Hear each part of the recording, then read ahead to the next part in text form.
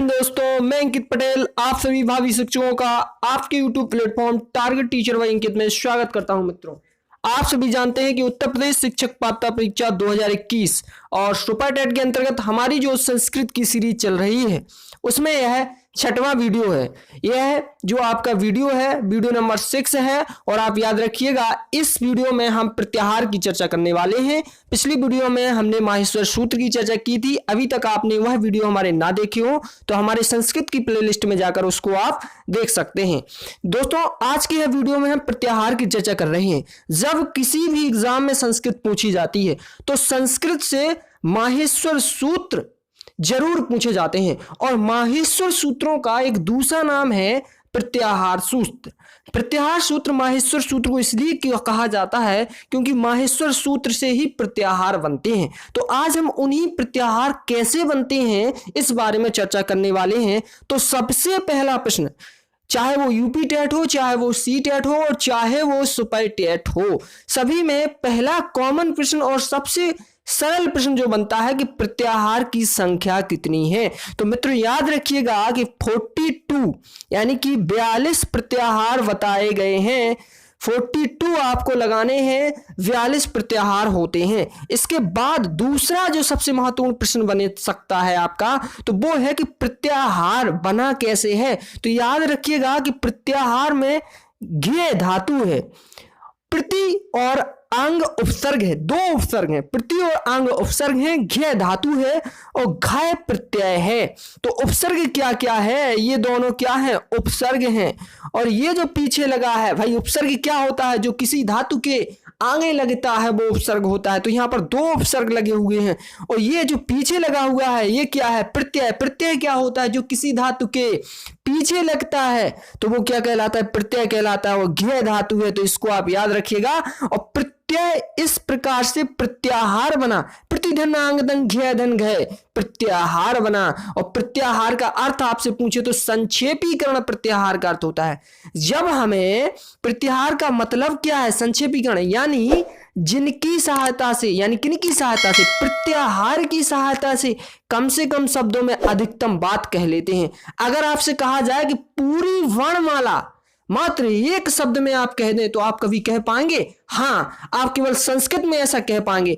अगर हम अल कह देते हैं, अगर हमने अल कह दिया तो संस्कृत ग्रामर, संस्कृत व्याकरण कहती है कि अल का मतलब है पूरी की पूरी वर्णमाला, पूरे के पूरे 9 स्वर और 33 व्यंजन, पूरे की पूरी यहां पर क्या हो जाती है, वर्णमाला अल के अंदर, अल प्रत्याहार के अंतर्गत समाहित है। इसीलिए संस्कृत को सर्वोपरि सर्वज्ञ माना गया है मित्रों अन्य भाषाओं की तुलना में। तो अल प्रत्याहार पूरी वर्णमाला को बता दे रहा है, यह होता है प्रत्याहार। संक्षेपीकरण करना, संक्षेप में आप अगर पूरी वर्णमाला को लिखेंगे तो टाइम लगेगा, लेकिन आपने अल लिख दिया तो ये पूरी वर्णमाला को बता रहा है। आपने अच लिख दिया तो आपने पूरे स्वर लिख दिए, आपने हल लिख दिया तो आपने पूरे व्यंजन लिख दिए। यानी कहने का मतलब है संक्षेपीकरण को बताता है। अब ये बनते कैसे हैं इस बारे में चर्चा की जाए कि आखिर ये बनते कैसे हैं। तो चलिए देखिए, आपके सामने एक सारणी दी हुई है और जिसमें हमको देखना है कि प्रत्याहार बनते कैसे हैं। तो लिखा हुआ है कि प्रत्याहार जो होते हैं वो 42 होते हैं, इतनी आप याद रखिए। और दूसरी आप बात याद रखिए कि ये जो होते हैं आयुण, पहला सूत्र हमने माहेश्वर सूत्र कल पढ़ाए थे, आयुण रिलिक योंगी यो चाहे वरटलन यमंगलम झवय गणदर जब गणदस खप चटक चटतो कपच शशल हल। तो याद रखिएगा जो आयुण है, आयुण में जो प्रत्याहार बनेगा, देखिए जो इत संज्ञक वर्ण होते हैं, अंतिम हलंत वाला वर्ण होता है इत संज्ञक वर्ण, उसका उपयोग होता है तो वो प्रत्याहार बनाने में ही होता है। तो जो आ है, इस अयुण में जो आ है उसको ले लिया हमने और इत संज्ञक वर्ण रा को ले लिया, तो अण प्रत्याहार बन गया आपका। अब आपसे पूछेगा क्या कि बताइए अण प्रत्याहार के अंतर्गत कौन कौन से वर्ण आते हैं। तो आप बताएंगे कि आ, ई और उ, लेकिन रा नहीं होगा। ये जो इत संज्ञक वर्ण है उसकी गिनती वर्णों में नहीं होती है। जो हलंतम से जो इत संज्ञक वर्ण है जिसे अनुबंध भी कहा जाता है, तस्य लोपा सूत्र से इसका लोप होता है, इसकी गिनती वर्णों में नहीं की जाती है। तो अण प्रत्याहार के अंतर्गत केवल कितने वर्ण आएंगे, 3 वर्ण आएंगे। समझ में आया मित्रों, समझ में आया मित्रों। तो चलिएगा आगे अगर बात करें कि रिलिक, तो जो रिलिक है, अब हम पहले सूत्र अयुण का आ ले लें, अयुण का क्या ले लें, आ ले लें, और ऋलिक का अंतिम इत्संज्ञक वर्ण जो है का ले लें, तो अक बन गया। तो ये अक प्रत्याहार है। अब आपसे पूछिए कि अक प्रत्याहार में कौन कौन से वर्ण हैं, तो आप आ लेंगे, ई लेंगे, ऊ लेंगे, रा नहीं लेंगे, इसके बाद आप री लेंगे, इसके बाद आप लिरी लेंगे, फिर का नहीं लेंगे। तो कितने, 5 वर्ण। हमने णा इत्संज्ञक वर्ण को छोड़ दिया, का इत्संज्ञक वर्ण है इसलिए इसको छोड़ दिया, यानी दोनों इत्संज्ञक वर्ण को छोड़ दिया, बाकी सबको ले लिया। तो अक प्रत्याहार के अंतर्गत 5 वर्ण आएंगे। तो इस प्रकार से इसको लिखा जाता है मित्रों।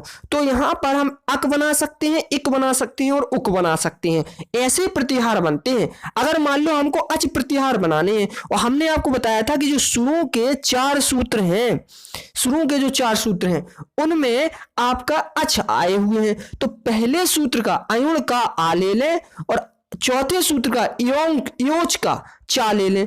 तो हमने इसको अच लिखा, आ इसका यहां से उठाया और यहां से चा उठाया, तो क्या हो गया, अच। और इन चारों में क्या समाहित है, स्वर समाहित है। तो अच को स्वर भी कहा, या अच को स्वर भी कहा जाता है। इसमें आपसे वर्ण पूछे तो वही 9 स्वर आ जाएंगे आपकी, काउंट कर लेना। इसके बाद अगर हम व्यंजन की बात करें तो 5वें सूत्र से लेकर, कितने सूत्र से लेकर, 5वें सूत्र से लेकर, तो 5वें सूत्र का पहला क्या है, वर्ण हा, और 14वें सूत्र का अंतिम इत्संज्ञक वर्ण क्या है, ला। तो जो हल बना इसको आप क्या कहते हैं, व्यंजन कहते हैं मित्रों।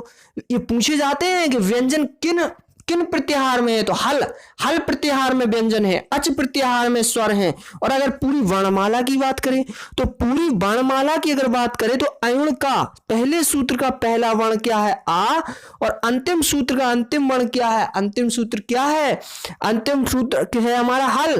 तो पहले सूत्र का आ और अंतिम सूत्र का इत्संज्ञक वर्ण ला, अल। अल को पूरी वर्णमाला से प्रदर्शित किया जाता है। पर देखिए जो प्रत्याहार है यण प्रत्याहार, यण प्रत्याहार में के अंतर्गत अंतस्थ व्यंजन को रखा गया है, जिसके अंतर्गत या व राला आते हैं। यण प्रत्याहार के अंतर्गत याद रखिएगा, या रा वाला इसके अंतर्गत आते हैं यण प्रत्याहार के अंतर्गत। दूसरा इंपॉर्टेंट है सल प्रत्याहार, और सल प्रत्याहार के अंतर्गत उस व्यंजन आते हैं जिसे सा यानी तालब्य सा, मूर्धन्य सा, दंती सा और हा विसर्जनीय अकु विसर्जनीय सहा से इसका कंठ उच्चारण, अकु विसर्जनीय कंठा से, हा का उच्चारण स्थान कंठ होगा। तो सा और हा ये सल प्रत्याहार के अंतर्गत आएंगे। इसी के साथ ही आप इन चीजों को बनाए रखें कि अच को स्वर कहेंगे, हल को व्यंजन कहेंगे, अल को स्वर व्यंजन यानी पूरी वर्णमाला कहेंगे, यण को यावाराला को अंतस्थ व्यंजन और सल प्रत्याहार को शासहा को सल कहा जाता है। ये होते हैं प्रत्याहार और इनकी संख्या मैंने आपको बता दी है कि सामने लिखी हुई है, प्रत्येक सूत्र से कितने बन रहे हैं।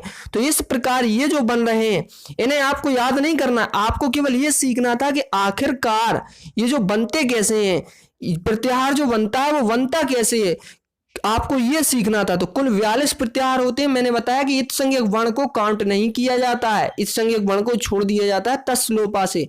पहले सूत्र का यानी जिससे आप सूत्र को ले रहे हैं उसका पहला वर्ण लें, अंतिम इत्संज्ञक वर्ण लें, बीच में जितने इत्संज्ञक वर्ण आ रहे हैं उनको छोड़ दें, बाकी सबको ले लें। ऐसे लिखना है जैसे कि हमने आपको अच बताया है। जैसे यहां पर मैं आपको एक और बता देता हूं, जैसे कि यहां पर एच प्रत्याहार है। मान लीजिए आपका कौन सा प्रत्याहार है, एच प्रत्याहार, एच प्रत्याहार। तो इस एच प्रत्याहार के अंतर्गत हमें बताना है कौन कौन से वर्ण है। तो सबसे पहले हमारे सूत्र में ए ढूंढिए कहां है, ये लिखा हुआ है ए तीसरे सूत्र में, तो ए हो गया पहला वर्ण। इसके आगे क्या है, ओ है, हमें वहां तक जाना है जब तक चा ना आ जाए। इसके बाद णा, णा इत्संज्ञक वर्ण है, छोड़ देना है। इसके बाद क्या है, आय है, लिख देना है। इसके बाद क्या है, आओ है, अभी भी चा नहीं आया है, आओ के बाद चा आ रहा है तो अब चा को नहीं लिखेंगे, यहीं रुक जाएंगे। तो एच प्रत्याहार के अंतर्गत ये 4 वर्ण आते हैं। बात समझ में आ रही है? तो इस प्रकार आप प्रत्याहार को लिखेंगे। दोस्तों आज के वीडियो में आपने प्रत्याहार को अच्छी तरह से समझ लिया है। अगर हमारा वीडियो आपको पसंद आया हो तो वीडियो को लाइक करें, चैनल को सब्सक्राइब करें और बेल आइकन को घंटी के निशान को जरूर दबाएं ताकि आने वाली वीडियो का नोटिफिकेशन आप तक पहुंचता रहे। हमारे इस चैनल पर सभी प्रकार की शिक्षक भर्ती परीक्षा और शिक्षक पात्रता परीक्षाओं की तैयारी कराई जाती है और अन्य कॉम्पिटिटिव जो एग्जाम होते हैं उनकी भी प्रिपरेशन इस पर कराई जाती है। तो धन्यवाद दोस्तों।